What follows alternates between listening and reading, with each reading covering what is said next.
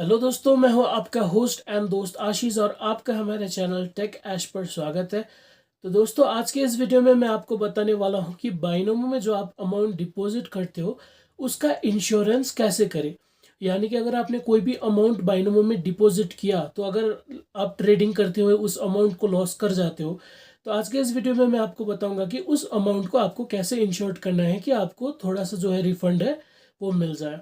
तो सबसे पहले तो आप स्क्रीन पर एक चार्ट देख सकते हो। चार्ट में मैंने पूरा डिटेल्स दिया हुआ है। मैं भी आपको चार्ट एक्सप्लेन करता हूँ। स्टैट्स में हाथ में लेके बैठा हूँ। तो दोस्तों, मान लो अगर आपने जो अपना बाइनोमो अकाउंट रहता है उसमें आपने डिपॉजिट किया है 200 से लेकर $499 तक। यानी कि अगर आप कोई भी मतलब 200 से $499 के अंदर का कोई भी मतलब इस अमाउंट के रेंज में डिपॉजिट करते हो तो आपको बाइनोमो की तरफ से 20% का रिफंड मिलता है। यानी कि अगर आप जो अमाउंट हार जाते हो, अगर आप बाई चांस आप इस अमाउंट को डिपॉजिट करने के बाद ट्रेड में इस अमाउंट को हार जाते हो तो इसमें आपको 20% जो आपका अमाउंट होता है वो आपको बैक कर दिया जाता है। और इसका जो लेवरेज होता है 40%। तो अब ये लेवरेज क्या होता है ये वीडियो के एंड में मैं आपको बताऊंगा। और दोस्तों, इसके बाद अगर आपने $500 से लेकर $999 तक डिपॉजिट किया है तो इन दिस केस आपको मिलेगा 40% रिफंड। यानी कि अगर आपने 500 से लेकर $999 तक का रेंज में सपोज मान लो $600 के आसपास डिपॉजिट किया और उसके बाद इंश्योरेंस के लिए आपने अप्लाई कर दिया। अप्लाई करने के बाद अगर आप ट्रेडिंग करते टाइम उस अमाउंट को लॉस कर जाते हो, आपका ग्राफ मतलब लक खराब रहता है और ट्रेडिंग पे आप हार जाते हो, तो इसका क्या होता है, इसका रिफंड जो होता है 40% आपको मिल जाता है। और इसमें भी जो आपका जो लेवरेज होता है वो आपका 40% होता है।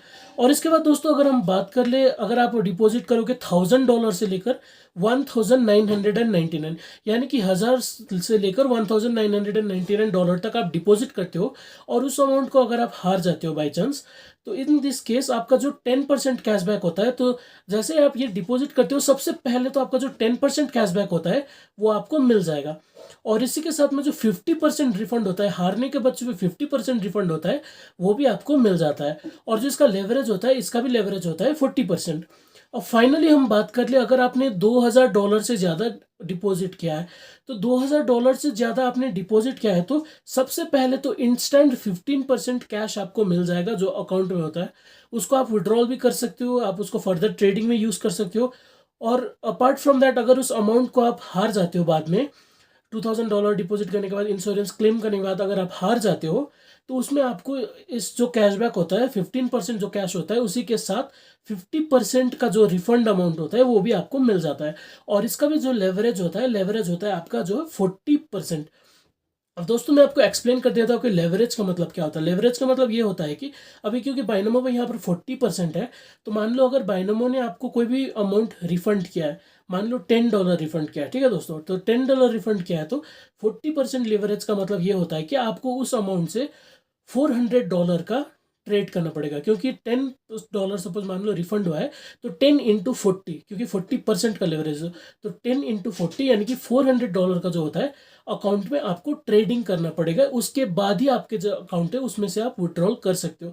तो इसका मतलब है लेवरेज। यानी कि कोई भी ब्रोकर ने आपको अमाउंट जो रिफंड किया होता है उसका जो जितना परसेंटेज होता है उतना आपको ट्रेडिंग करना पड़ता है। ट्रेडिंग करने के बाद ही आप उस अकाउंट से अपना विड्रॉल ले सकते हो। इन सिंपल टर्म्स इसको ही हम वो कहते हैं। और दोस्तों, अभी हम बात कर लेते हैं आपको इंश्योरेंस कैसे करना है। अब इंश्योरेंस करने के लिए तो दोस्तों सबसे पहले आपको डिपॉजिट करना पड़ेगा। मान लो सपोज आपने $500 की डिपॉजिट की है। $500 का डिपॉजिट करने के बाद आपको उसको ट्रेडिंग में यूज़ नहीं करना है।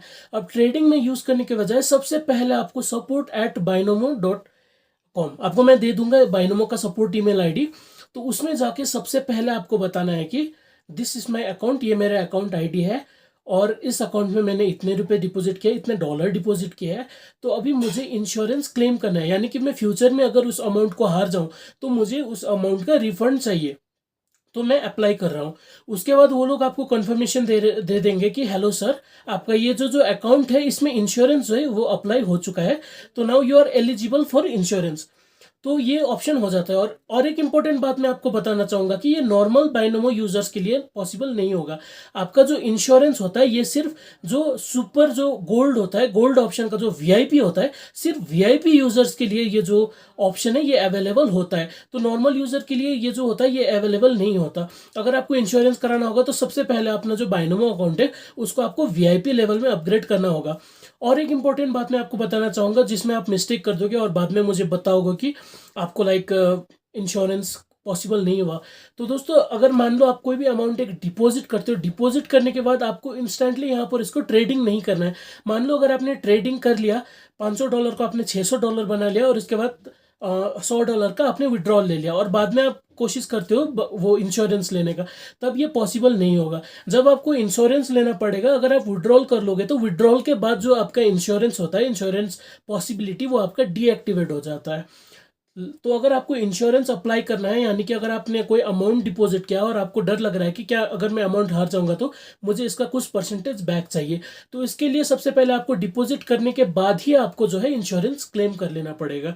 लेकिन अगर आपने डिपॉजिट करने के बाद ट्रेडिंग किया, उसके बाद फिर आप जीत गए, उसके बाद आपने विड्रॉल कर लिया, अगर आपने एक बार भी विड्रॉल कर लिया तो उसके बाद जो आपका इंश्योरेंस का पॉसिबिलिटी हो जाता है वो आपका ख़त्म हो जाता है। तो आपको सिर्फ डिपॉजिट के बाद ही without any trading, without any withdrawal आपको अप्लाई कर देना है इंश्योरेंस के लिए।